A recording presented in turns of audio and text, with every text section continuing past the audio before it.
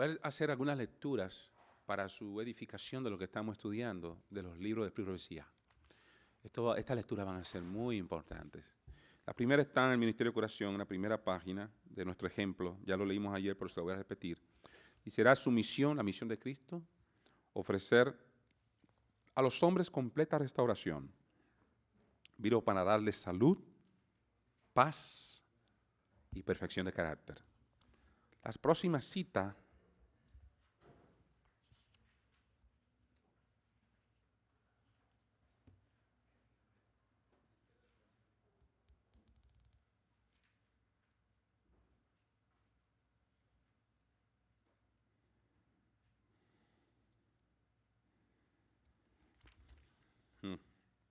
escuchen esto.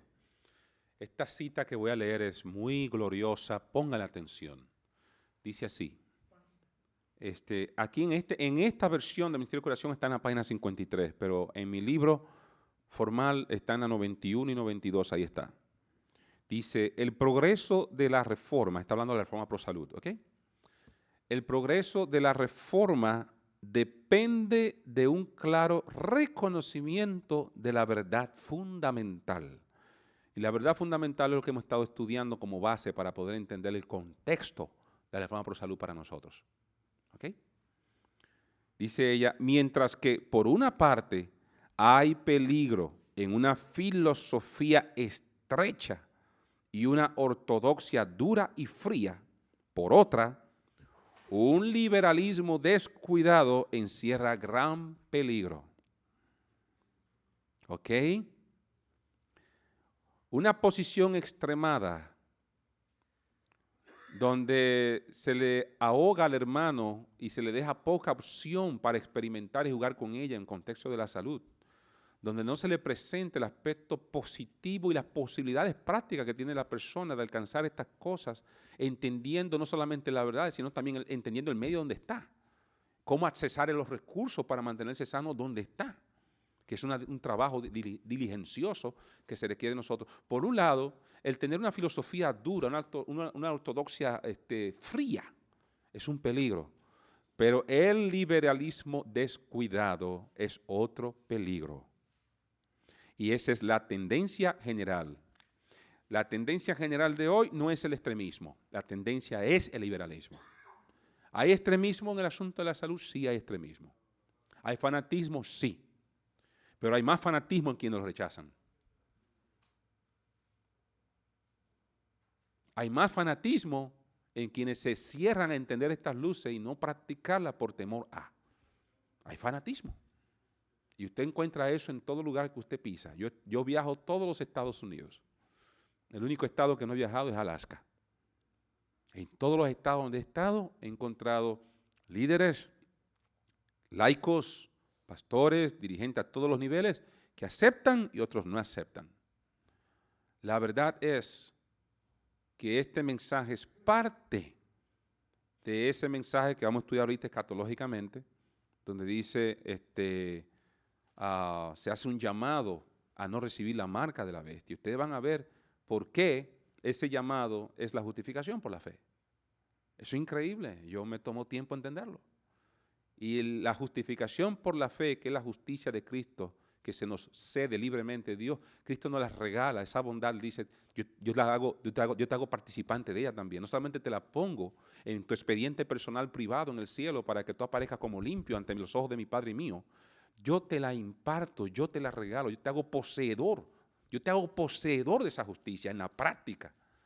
Yo te habilito con mi justicia también. Como el mensaje pro salud es el brazo derecho de ese mensaje donde Cristo, justicia nuestra, se convierte en la auténtica justicia del cristiano, la auténtica bondad del cristiano, el sumo bien del cristiano. Está ligado. Y dice así todavía la sierva del Señor. Oigan, esto es tremendo, dice ella todavía. El fundamento de toda reforma verdadera es la ley de Dios. Y dijimos que la ley de Dios, ¿qué cosa era? Las leyes de Dios, sea en el ámbito físico, espiritual, o moral, o física, no importa, son disposiciones universales que regulan ¿qué cosa? Ayer lo dijimos. La vida y la manera como la vida se expresa, ambas cosas. Regulan la vida en todo su contexto y la manera como se expresa esa vida. El hambre de Dios es inmutable, así que todo, el fundamento de toda verdadera reforma, sea de salud o reforma moral o reforma en cualquier área, es la ley de Dios. La ley de Dios es la que dicta dónde debe de hacerse cambio para poner la vida en armonía con esa ley. De manera que la reforma pro salud no es invento humano. Dios no la negocia como nosotros queremos negociarla. Hay un aspecto que es verdad, toda luz, toda verdad es progresiva. Pero los adventistas estamos viviendo en los 1800 todavía en materia de reforma pro salud. Nosotros todavía estamos en el proceso de la transición, estamos como el pueblo de Israel. El pueblo de Israel se mantuvo 40 años en transición.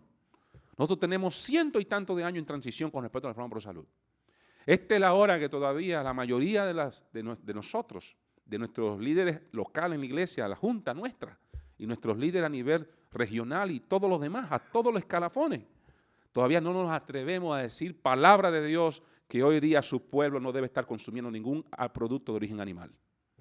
Eso no es invención del doctor Barrett. Eso es dicho por la sierva del Señor. En el futuro, en la medida que nos vayamos aproximando al fin del tiempo, Dios indicará a su pueblo el momento cuando debe librarse de todo producto de origen animal. Y después de esa declaración, exactamente 6 años y medio después, ella abrazó un régimen completamente puro, vegano, no leche, no queso, no mantequilla. Y ella le pidió al presidente de la Conferencia General que se preocupara por crear un movimiento en medio de la iglesia donde el vegetarianismo se promoviera sobre las bases del mensaje del tercer ángel como una condición sine qua non para preparar el organismo para la recepción y la inmanencia del Espíritu Santo en el derramamiento de la lluvia tardía. Y cuando la lluvia tardía comenzó a ser derramado, yo tengo una carta que conseguí, me la mandó el secretario actual de la conferencia del estado del Helen White State. Me mandó esa carta, no la traje, mis amados, qué pena, porque la dejé en Carolina. Pero yo me comprometo a hacérsela llegar. Se la voy a hacer llegar a ustedes. Si me dan una hoja con su dirección, se la voy a hacer llegar. Porque yo me quedé emocionado. Ella hizo un análisis de por qué la justicia de Cristo, como fue enseñada por Jones y Wagner, por qué fue rechazada en su época. Ella culpa que los presidentes de divisiones y asociaciones de esa época y el presidente de la Conferencia General estaban en tal nivel de intemperancia en su vida práctica que les anubló el intelecto. Dice que no pudieron percibir la belleza de esa verdad. Así dice esa carta. Así dice esa carta. Me la mandaron a mí personalmente. Llamé al secretario y se la pedí. Mira, la carta es la número tal. Dime si es privado o es pública. Me dice, no, es perfectamente privado. Mándamela. Me la envió. ¿Ustedes entendieron por qué fue rechazado el mensaje de aquella época que iba a preparar al pueblo para inmediatamente la proclamación del mensaje para culminar todo? Porque los líderes en esa época que estaban llamados a aceptar y abrazar el mensaje, estaban viviendo en tal nivel de intemperancia que sus mentes fueron nubiladas, no pudieron entender. Y esa carta fue privada, mandada directamente al presidente de la Conferencia General en esa época. Se hizo pública en esa misma época también, pero ella lo mandó a él. ¿Saben quién vino a reconocer eso y a confesar? Daniels, el próximo presidente. Él pidió perdón en público en nombre de la conferencia porque el presidente anterior nunca pidió perdón. No pidió perdón. No confesó. La señora White dice, en tu postura estás endureciendo de aquellos sobre quienes tú tienes influencia también. Y tú estás condenando sus almas. No van a aceptar este mensaje, que es liberación del pecado en la práctica. Hermanos, el evangelio no solamente es perdón del pecado, es liberación práctica del pecado. Y la única manera como el pecado puede ser liberado en nosotros, o sea, nosotros liberarnos de él, es en la práctica cotidiana de la santificación, en esos principios elementales que estamos estudiando. Y los principios del evangelio como están allí. Sencillo. Así que esto es muy interesante. Dice aquí, tenemos que presentar en líneas claras y bien definidas la necesidad de obedecer a esta ley. ¿Cómo debe presentarse? ¿En líneas cómo? ¿Y cómo? Y definidas. ¿Qué cosa? La necesidad de obedecer a esta ley. Sus principios, o sea, las verdades que se desprenden de esa ley, deben recordarse de continuo a la gente. ¿Cuánto? ¿Una vez al año?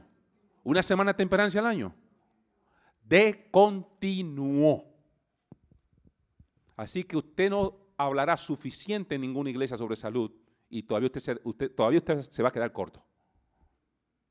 Porque si este es el brazo del mensaje, si este es el brazo del mensaje, tiene que ser proclamado unísonamente con el mensaje mismo. No solamente para la iglesia, esto debe llegar al mundo en ese mismo contexto. Preparad el camino, salid a recibirle. Es un comando que implica cooperación y implica una respuesta inmediata. Salid a recibirle significa, ven, pero tienes que salir a recibirle, tienes que caminar. Es un llamado a la acción. Ahora dice ella, estos principios son tan eternos e inexorables como Dios mismo. ¿Qué te parece? ¿Quién es el dueño de la ley moral? ¿Quién creó la ley física? ¿Quién creó la ley de la gravedad?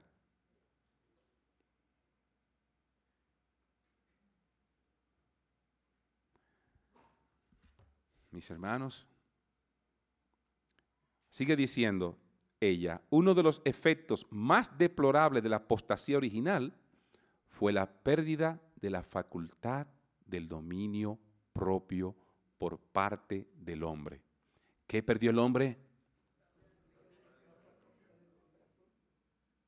¿Qué cosa? Ok. Ahora escuchen esto. Solo en la medida en que se recupere esta facultad puede haber verdadero progreso. Y yo añado, en la santificación. Ok, ahora tenemos otro problema. ¿Dominio propio de qué? ¿De qué es el dominio propio? De paso, uno de los frutos del Espíritu es el dominio propio, que es la misma palabra templanza. La palabra templanza en Gálatas es dominio propio. Pero en la Biblia se emplea otra palabra. La palabra templanza viene del latín temperantia.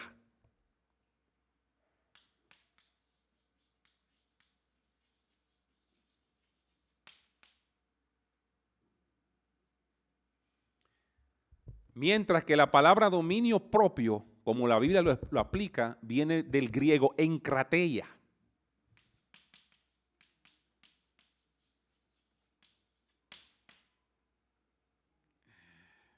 Hermanos,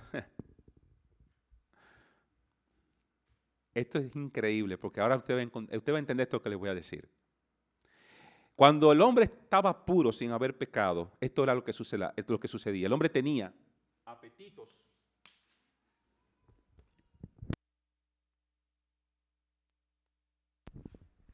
El hombre tenía apetitos y pasiones, escuchen bien, que eran santos. Hay gente que piensa que los apetitos son del diablo y las pasiones también. Eso es neutro. Lo que pasa era que los apetitos y las pasiones, que eran legítimas en el contexto como Dios las entregó, estaban sometidos a la razón, y la razón era santificada por la verdad y por la relación que tenía Adán con Dios. Adán fue creado santo, la relación con Dios lo mantenía en esa santidad, la razón de él estaba santificada y bajo la razón estaban los apetitos y pasiones. O sea, la razón santificada gobernaba los apetitos y pasiones. ¿Estamos claros allí? Cuando el pecado vino, los apetitos y pasiones dominaban la razón, se invirtió el caso.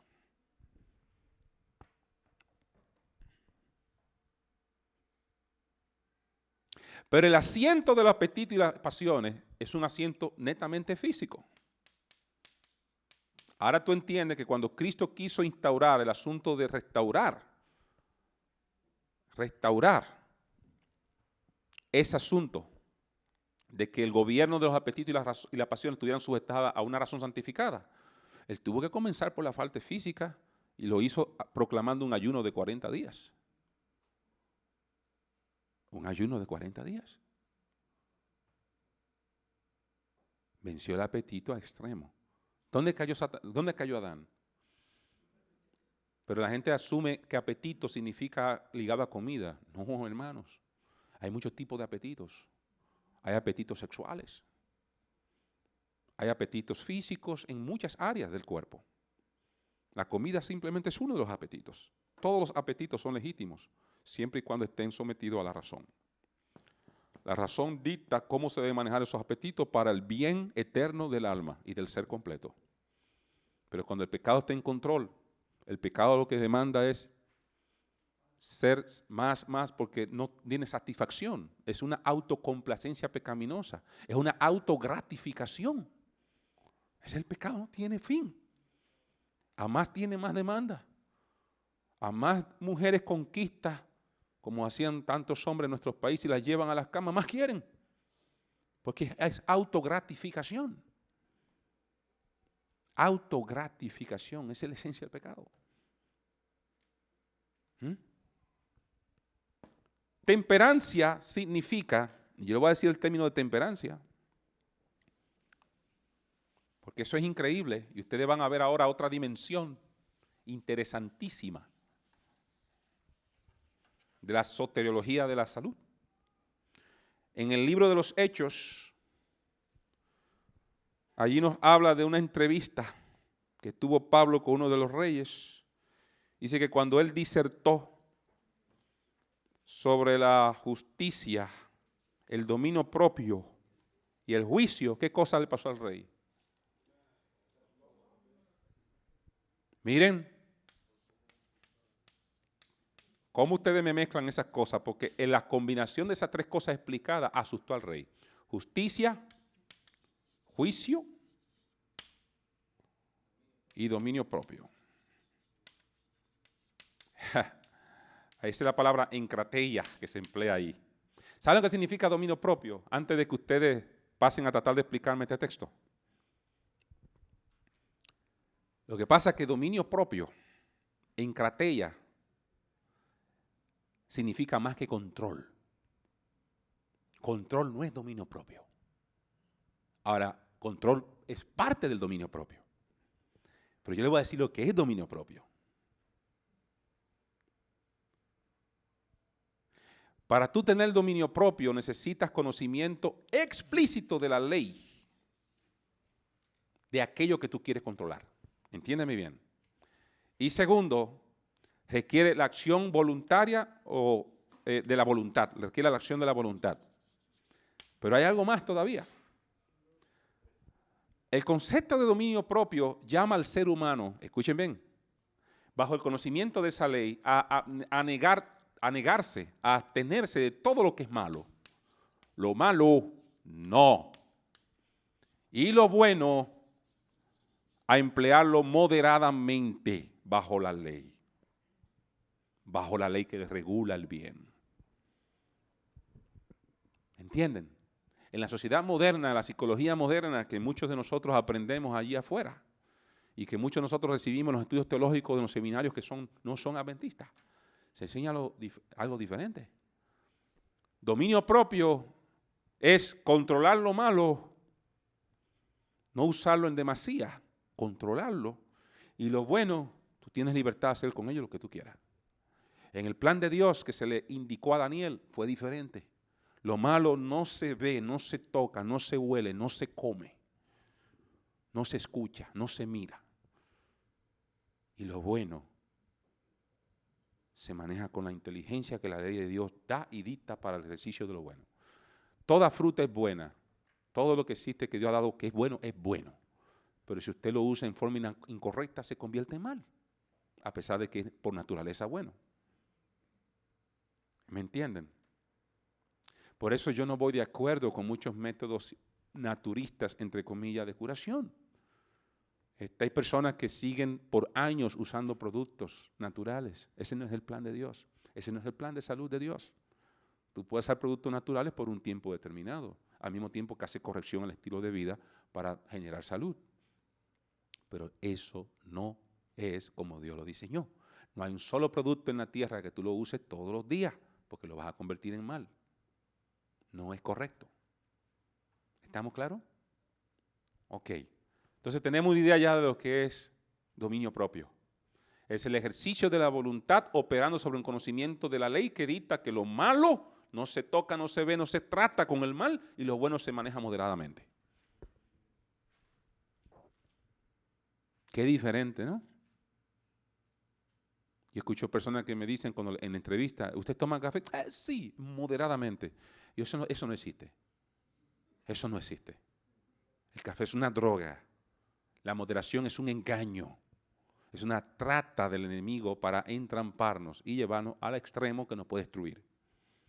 Por eso en el principio de Dios, por principio, cuando Dios anuncia el mal no se toca. Hay muchas personas que toman café que no van a morir por causa del café, pero porque hay una potencialidad al mal en el café por su naturaleza, Dios dice, porque está esa potencialidad allí, esa posibilidad, no se toca, no se bebe. Igual con el alcohol, igual con las drogas. La Biblia no dice que no se tome, que no se debe prohibir las drogas, pero es lógico, el texto, el principio que está en el texto donde dice que el cuerpo es templo del Espíritu Santo, te dice a ti, a las claras, que todo lo que daña el cuerpo es una violación al templo.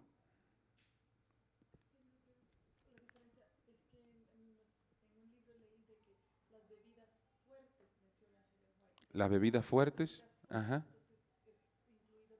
Si todo lo que altere el funcionamiento armonioso de los órganos y la actividad biológica de esos órganos debe ser eliminado.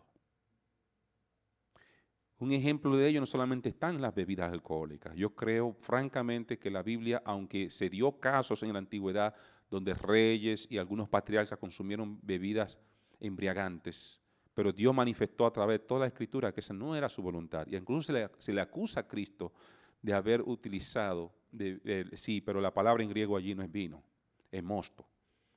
Y el mosto no es más que el jugo concentrado puro, sacado directo de la uva, sin añadirle agua ni nada, y fresco. Y esa bebida se consideraba como la bebida mejor. Y a Cristo se le acusó de que dejó lo mejor para lo último. Dios siempre da lo mejor. Cristo no podía dar una bebida que él mismo inspiró a Salomón para decir que no debía tocar los labios porque era muerte para el alma. Él no pudo haber hecho bebida alcohólica, tanto por la estructura del pasaje en griego como por el principio que él mismo instaló en el Antiguo Testamento. ¿Estamos claros? Pero eso no solamente se aplica al alcohol. Esta es la ceguera que nosotros tenemos como adventistas, y perdóneme que se lo diga con sinceridad. Yo sé que este video lo van a ver muchas personas, por eso estoy tratando de hablar bien claro, porque necesito que todos comprendan estas cosas. La ceguera nuestra nos ha llevado a nosotros a ser vigilante extremo de las cosas que en forma obvia puede dañarnos, pero hay muchas cosas no obvias que también nos dañan. ¿El principio nada más es el alcohol, el tabaco y el café? No. Lamentablemente, el mensaje pro salud adventista se ha degradado a esos niveles. El vegetarianismo nuestro es pobre, porque es un vegetarianismo sin raciocinio. Muchos de nosotros nos hemos concentrado en eliminar nada más los productos de origen animal, pero no implementamos el bien. La Biblia dice, vence con el bien. Eso se aplica al contexto de la salud. No basta con quitar solamente lo que está mal. Tú tienes que reemplazar lo malo por aquello que es bueno y produce vida en abundancia. Tú tienes que aprender a comer los vegetales y la fruta en unas proporciones, cantidades, combinaciones y en unos momentos específicos que produzcan salud en el contexto más genuino de la palabra. Tú tienes que estudiarlo. Tú no puedes depender de que alguien venga y te lo diga un día y anotaste y te fuiste y se olvidó todo. Compra libros, consulta la palabra de Dios, el Espíritu decía, y amárrate a entender estos principios. Amárrate a entenderlo porque eres tú quien está en juego. Llevar el plano de la salud nada más a eso. No, hermanos. Hay muchas cosas allá afuera que tenemos que ser conscientes. Hay muchos vegetales y frutas que aunque son buenos por sí mismos, están manipulados por la mano del hombre de tal forma que solamente beneficia a los comerciantes, a los productores, pero no al consumidor.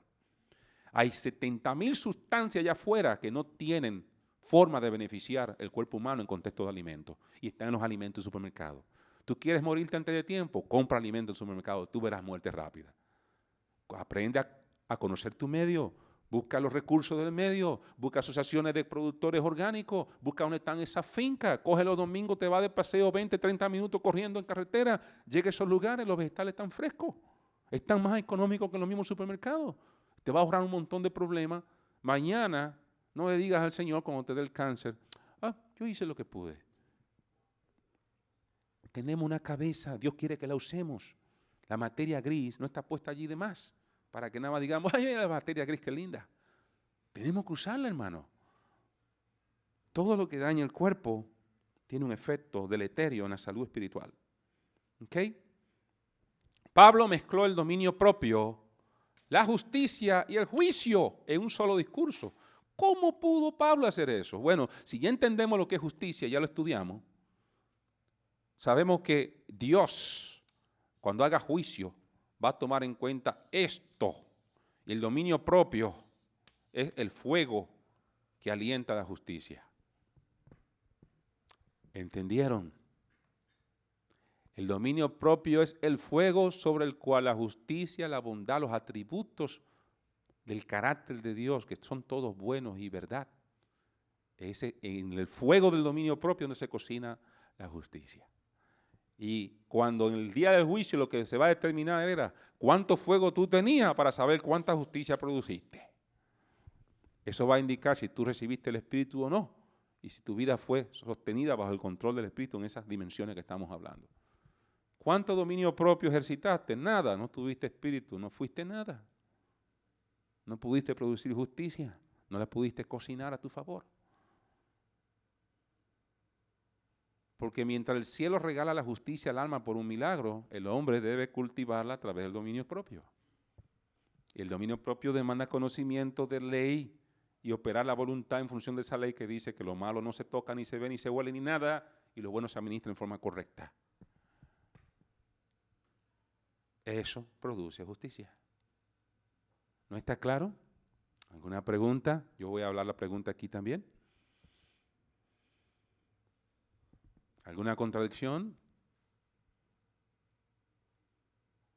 Es la única manera como Pablo pudo haber asustado a este pobre hombre.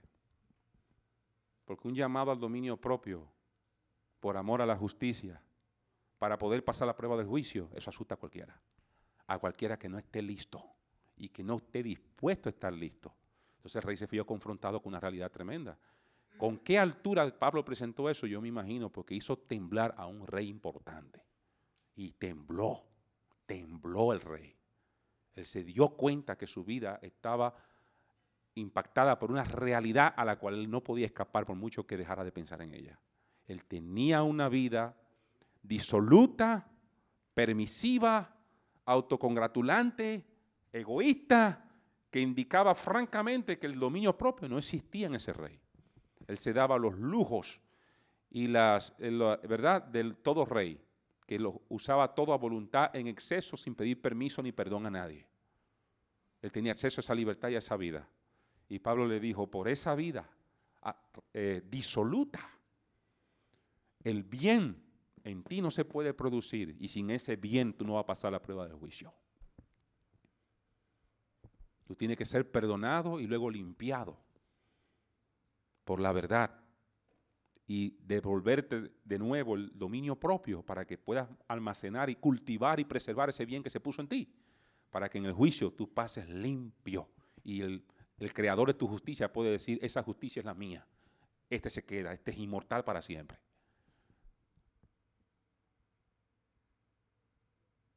¿Se entiende eso? Ok.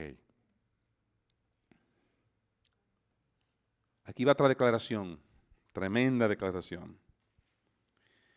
El cuerpo es el único medio por el cual la mente y el alma se desarrollan para la edificación del carácter. ¿Qué cosa es el cuerpo? Único medio, ¿para qué? A través del cual la mente y el alma, vamos a ponerlo así, vamos a ilustrarlo. Este es el cuerpo. La plataforma, fundamento, como dijimos, la mentalidad hebrea. Señores, esto es increíble porque eso es una de las cosas que me confirma a mí del cómo Dios inspiró a esta mujer, ¿verdad? Esta mujer humilde, sin conocimiento, cómo le inspiró con estos principios tan profundos. Es por la homogeneidad que hay entre los principios que ella presenta y la concepción que tenía el judío alumbrado por Dios en aquella época. Es exactamente la misma. Ella no era estudiosa de hebreo ni sabía nada de estas cosas. Ustedes saben quizás más hebreo que la señora White. Y escuchen esto, el cuerpo, la plataforma, es el único medio a través del cual la mente y el alma pueden ¿qué cosa? Desarrollarse para la edificación del carácter. Este es el edificio del carácter. Esta es la mente, el alma. Tú tienes que edificar sobre la plataforma del cuerpo. El cuerpo es el único medio a través del cual la mente y el alma se desarrollan para la edificación del carácter. Edificación del carácter. Eso es todo lo que el ser humano se va a llevar al cielo. Tú no te vas a llevar la caja en que te moriste, ni de recuerdo ni nada de que fuiste una vez un mortal.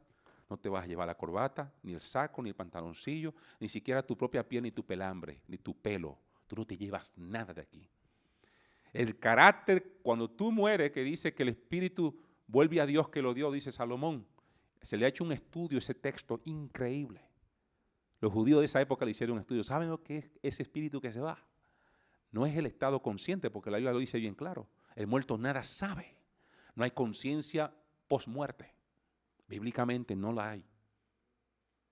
Y Cristo dice que el muerto duerme. Y Pablo dice que será llamado a la vida en la resurrección. No tiene sentido traer a una persona de la gloria y traerlo a un cuerpo de nuevo, porque eso es muerte. El cuerpo es muerte. No tiene sentido traerlo al cuerpo otra vez para resucitarlo, no tiene sentido. La única cosa que tiene sentido es que el ser humano permanece en tumba, él está en un proceso de muerte no consciente, como un sueño, y es levantado en la resurrección. ¿Ok? Ahora, ¿qué pasa posterior a esto? Mis hermanos, cuando la persona resucita, y yo decía que cuando el ser humano muere, esa información del carácter del sujeto y todo lo que Cristo implantó en ese carácter, Dios lo archiva allá. Cuando tú resucitas, todo eso se te implanta de nuevo en el nuevo cuerpo. O sea, el carácter es resguardado por Dios en un lugar, no sabemos cómo. Quizás un formato, no sabemos qué es. Nadie puede saber lo que es. Pero ese carácter es guardado. Como un microchip. Ese carácter es guardado y se le entrega al sujeto otra vez. En la resurrección va a ser entregado. Así que aquí en vida es tu oportunidad de desarrollar ese carácter. Y dice que el cuerpo es el único medio por el cual la mente y el alma se desarrollan para la edificación del carácter. Si eso es verdad y yo lo creo, ahora lo que yo voy a leerle la próxima oración tiene sentido, dice ella. Dice ella, escuchen esto. De ahí que el adversario de las almas encamine sus tentaciones al debilitamiento y a la degradación de las facultades físicas. ¿Entendieron ya? Si es verdad que el cuerpo es el medio por el cual la mente y el alma se desarrollan para la edificación del carácter que debe llegar a la estatura del carácter de Cristo, por lo menos en principio tiene que ser como el carácter de Cristo, no tiene que llegar a la perfección de Cristo, pero sí en principio tiene que invocar los atributos del Señor en uno. Si eso es verdad que el cuerpo es el medio para lograr eso, porque ahí está el cerebro, y el cerebro es donde está, como ya explicamos, las áreas donde está la parte espiritual y fíjese esa cosa. Entonces es lógico que Satanás introduzca sus tentaciones a debilitar el cuerpo humano. ¿Cómo lo hace Satanás? Bueno, vamos a verlo, muy sencillo. Examinen qué ha pasado con la raza humana después que se creó la industria química, la revolución química. Una persona normal entra al día en contacto con alrededor de 17,000 químicos que no son naturales para el cuerpo. ¿Qué te parece? 17,000 químicos que el sistema inmunológico no reconoce. 17,000 químicos que el hígado no los puede convertir ni procesar. lo tiene que aislar en el tejido graso. Y el día que se libera puede entrar un tejido, entrar a la célula de ese tejido, alterar el patrón genético de la célula, causar alteración como enfermedades autoinmunes o cáncer o esto o lo otro. Y mientras tanto debilidades, debilidades, debilidades. Y el sistema nervioso desprogramado completo porque se enfoca en darle completamente estímulo al sistema inmunológico para poder defenderse de esa sustancia. No, hermanos, olvídense, esto no es casualidad. Esto no es solamente invento del hombre. Esto tiene un planificador excelente. Tiene un estratega que sabe lo que está haciendo. En el Deseo de toda la gente, en el capítulo llamado Gádara, la señora White dice cómo Satanás se posesionó de los endemoniados de Gádara. Dice ella que él debilitó el cuerpo de ellos, nubló el intelecto y luego se posesionó del ser. ¿No hay? Primero debilitó el cuerpo, lo sometió a prácticas impuras, orgías, acostarse tarde, borracheras. En consecuencia, el intelecto y la parte espiritual obviamente también se nublaron. Y como se nublaron, él no pudo entregarle la voluntad a Dios. La voluntad debilitada se dio ante el poder opresivo del enemigo que los posesionó y le colocó sus atributos de él a ellos. Esa es la misma táctica que Satanás usa hoy. Hay muchas personas poseídas en el mundo y no necesariamente están revestidos de cadenas y desnudos al estilo. La señora White dice que hay muchas posesiones pasivas. Los judíos que negaron a Cristo y rechazaron al Mesías y lo persiguieron, esos grandes hombres intelectuales del Sanedrín, ella dice que estaban poseídos. ¿Me entienden? Un tipo de posesión es una obstinación a negar la verdad y a rechazarla a pesar de toda la evidencia. Es un tipo de posesión. Y puede ocurrir bajo estas condiciones. Un cuerpo maltratado, consumiendo alimentos que no fueron diseñados en el plan original de Dios y que nos ha tocado a nosotros entenderlo. Y después de las 12 vamos a estudiarlo en contexto escatológico para que veamos. Y esa mente se nubla, y después la voluntad no trabaja. El enemigo toma control de todas tus acciones. Y tú no tienes que salir vociferando al estilo exorcista, ni torciendo el cuello, ni los ojos virados. Absolutamente. Tú eres un poseído pasivo. Cuando Satanás domina la voluntad, uno es un poseído. ¿Entienden ahora? Cuando Satanás domina la voluntad, uno es un poseído.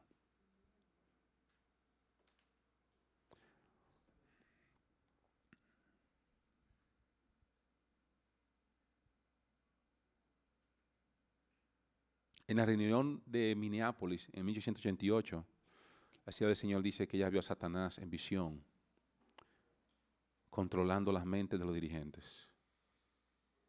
Y yo les dije cómo ella dice que sucedió. Bueno, esto es muy interesante, mis hermanos. El enemigo tiene un plan. Voy a leer un par de citas más sin hacerle comentario, pero escuchen ustedes y ustedes mismos lleguen a sus conclusiones, porque esto es precioso en extremo. Precioso en extremo.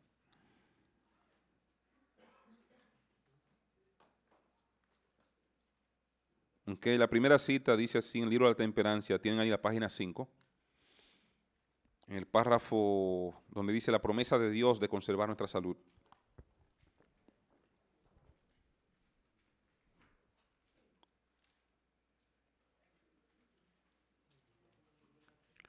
Dice así, el creador del hombre ha dispuesto la maquinaria viviente de nuestro cuerpo.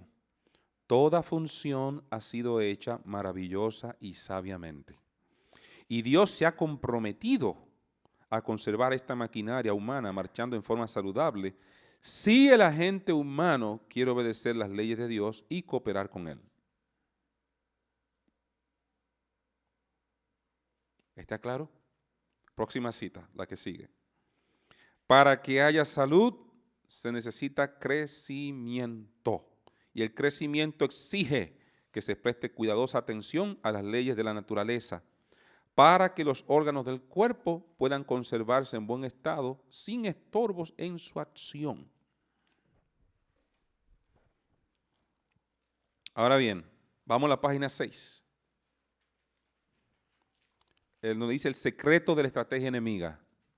Ahora vamos a entender mejor la cita anterior que leímos. Dice así: la intemperancia, que es lo contrario a temperancia. ¿Recuerdan la definición de temperancia?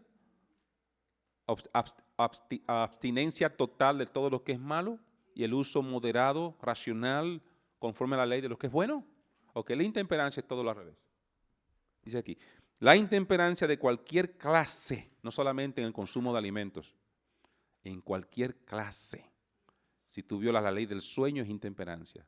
Si violas la ley del trabajo también. Si violas la ley de la relación sexual también. Si viola la ley del ejercicio físico, por igual. Si viola la ley de la dieta, también. Y dice aquí, claro, la intemperancia de cualquier clase entorpece los órganos sensoriales y debilita de tal forma el poder cerebral que las cosas eternas no son apreciadas, sino colocadas en el mismo nivel que las cosas comunes. Las facultades superiores de la mente destinadas a propósitos elevados, son puestas en esclavitud de las pasiones más bajas. Si nuestros hábitos físicos no son correctos, nuestras facultades mentales y morales no pueden ser fuertes, porque hay una estrecha relación entre lo físico y lo moral. Sigo leyendo. Los nervios del cerebro que relacionan todo el organismo entre sí, son el único medio por el cual el cielo puede comunicarse con el hombre y afectan su vida más íntima. Cualquier cosa que perturbe la circulación de las corrientes eléctricas del sistema nervioso disminuye la fuerza de las potencias vitales y como resultado se atenúa la sensibilidad de la mente. Qué increíble. Ese 13 es porque esa es la página 13 original. Ese 13 no dice de las 13 potencias vitales, ¿verdad? Tengan cuidado. Ese 13 de la página 13, pasa que el pastor sin querer lo puso allí. ¿Ah?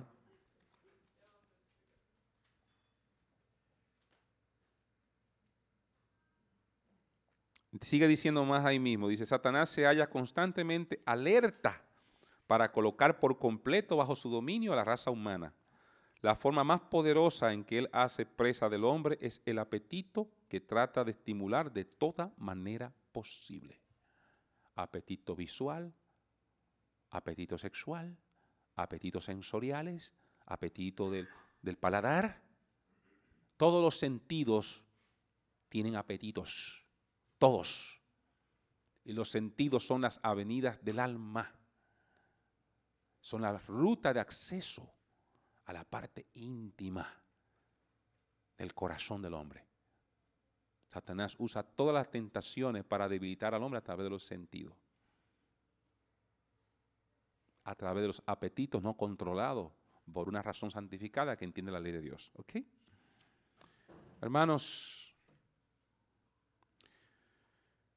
dice la sierva del Señor en el libro La historia de la redención, en el capítulo donde habla la caída del hombre, el plan de salvación, dice que a Satanás, a Adán le fue enviado un ángel después de su caída, donde se le revelaron asuntos importantes con respecto a la lucha entre el bien y el mal en el futuro.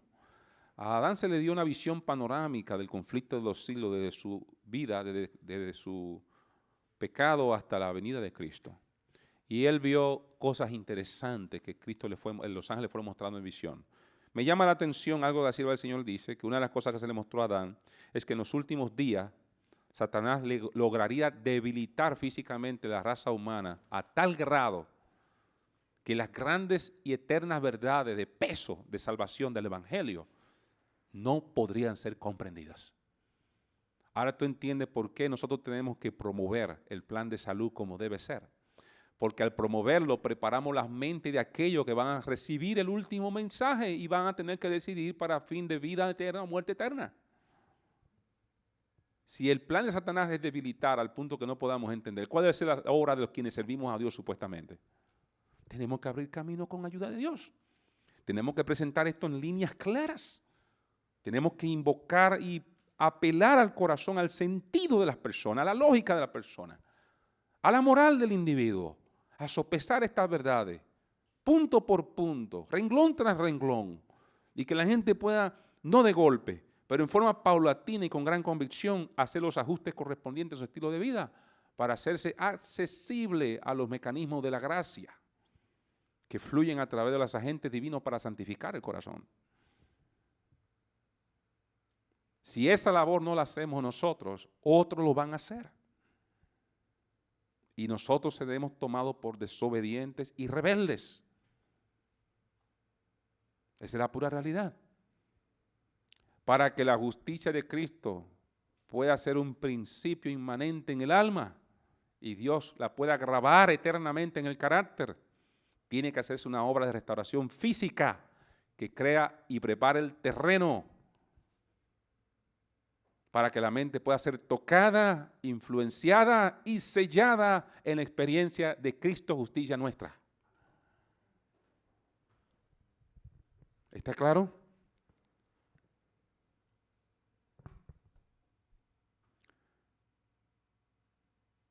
Tenemos que decidir si vamos a dedicar este brazo para que sea un elemento funcional para el cuerpo.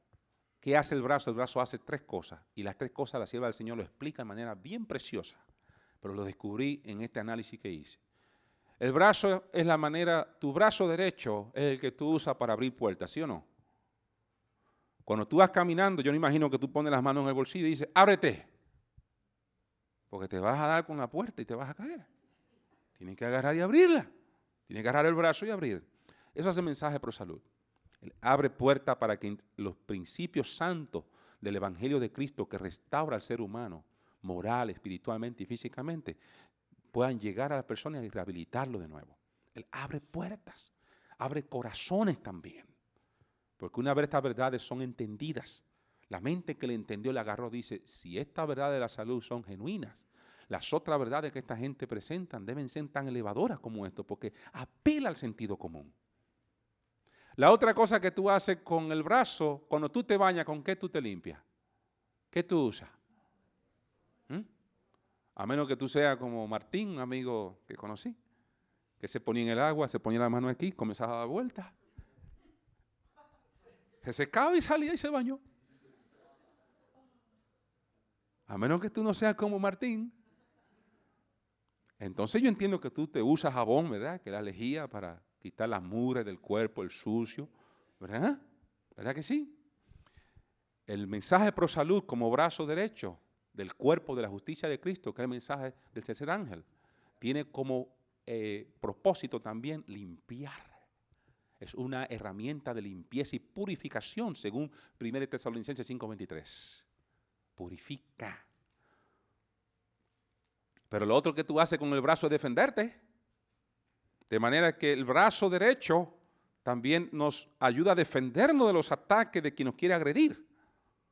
El mensaje pro salud nos ayuda, es una herramienta importante en la defensa de la verdad última del Evangelio, y en forma última es una defensa contra los ataques directos del enemigo que socava los cimientos de la vida física para destruir también la parte espiritual. Dios te bendiga, regresamos en 10 minutos.